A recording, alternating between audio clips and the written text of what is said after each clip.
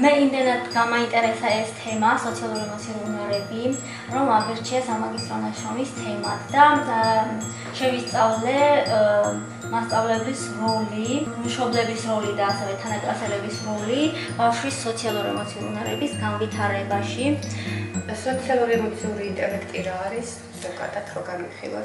ეს არის თვითცნობიერება, საკუთარი ემოციების მართვა, ემპათია, თვითშეფასება და სწორი გადაწყვეტილებების მიღების უნარი.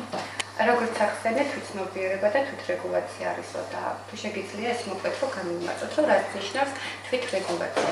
დიახ, თვითრეგულაცია სწორად ნიშნავს იმას, რომ გაიგო, გაცნობიერო შენი ემოციები და შესაბამისად შეძლო მათი მართვა. სკოლაში მასწავლებელს ამ თვითრეგულაციის ცოდნა რა შეეხმარება? მოსწავლეებთან როგორ იყენებს ამ უნარს, ამ სოციალურ უნარს?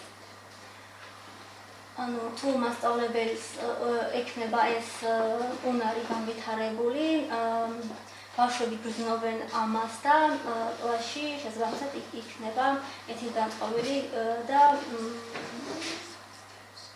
ნდობის გარემო. ანუ როგორც გავიგე, მასწავლებელი თუ ფლობს ამ სოციალურ უნარს, შესაბამისად ეს დადებითი განწყობა გადადის მოსწავლეებზეც და მოსწავლეების ემოციის ამოცნობა შეუძლია და დაეხმაროს მას როგორ მიიღოს და შემდეგ მართოს. დიახ.